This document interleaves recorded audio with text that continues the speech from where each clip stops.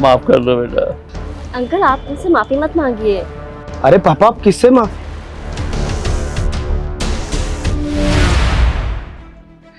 पापा जी नमस्ते। नमस्ते अंकल। नमस्ते बेटा। पापा ये आयुषी है। आयुषी यहाँ क्यों आई?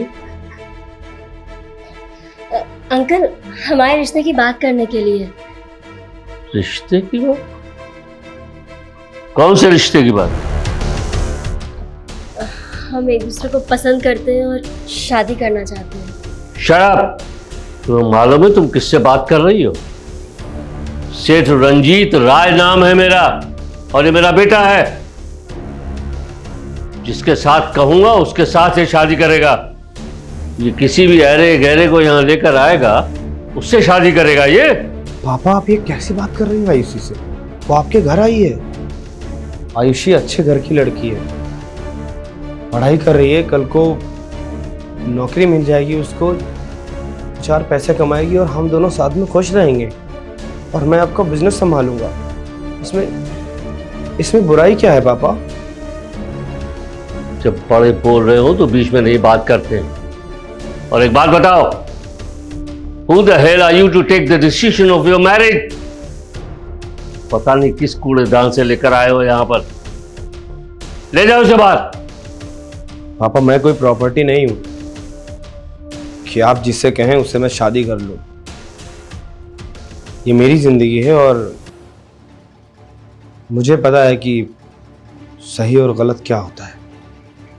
तुम बड़े हो गए हो, 4 पैसे कमाने लगे हो, तो अब तुम्हारी जुबान चलने लगी है मेरे सामने। मुझे पता है कि माँ बाप हमेशा सही होते हैं, लेकिन हर बार नहीं सही होते हैं पापा। कभी कभी बच्चों के नज़रिए से भी बच्चे को देखना चाहिए। हम भी सही होते हैं। और ये मेरा आखिरी फैसला है पापा। मैं आयुषी से प्यार करता हूँ और शादी भी उसी से करूँगा। और पापा ना ही मैं आपको छोड़ सकता हूँ। आप चाहे आप मेरी शादी करें आयुषी से या ना करें, पर जहां आप चाहते हैं मैं वहां शादी नहीं करूंगा। चलो आयुषी।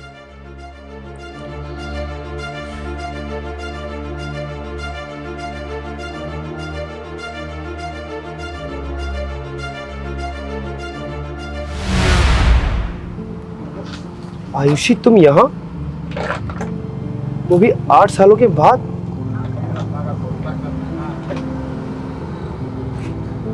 ये कौन है और तुम यहाँ कैसे? देखिए मैडम बगल वाली डिस्ट्रिक्ट की आईएएस ऑफिसर है और तुम्हारा पता बहुत मुश्किल से मिला है। मैडम आपसे अकेले में कुछ बात करना चाहती हैं, जाइए बात कर लीजिए। अरे नहीं नहीं, ऐसा कुछ भी नहीं है। मुझे जो बात करनी है सबके सामने करनी है।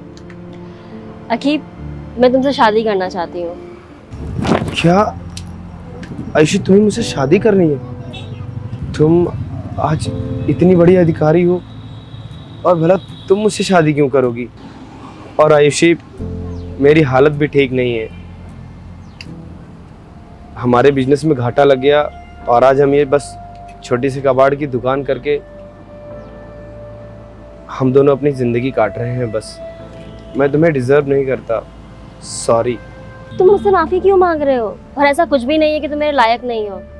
8 साल पहले जब तुम्हारे पापा ने मुझे तुम्हारे लायक नहीं समझा था, तब तुमने मेरे लिए स्टैंड लिया था। अपने फादर के अगेंस्ट जाकर के भी तुमने मुझे चुना था। अकी उस वक्त तुमने बहुत अच्छा फैसला लिया था। ना तो तुमने अपने पापा को छोड़ा था और ना ही तुम मुझे छोड़ पाए थे। इसी वजह से तुमने आज तक शादी भी नहीं की। मुझे इससे ज़्यादा लॉयल इंसान कहाँ मिलेगा। इसी वजह से मैंने भी शादी नहीं की और इसीलिए मैंने तुम्हारा पता लगाया। और देखो 8 साल बाद मैं तुम्हारे सामने खड़ी हूँ, तुम्हें शादी के लिए प्रपोज कर रही हूँ। अब बताओ शादी करोगे? सुनकर बहुत खुशी हो रही है इसी पर।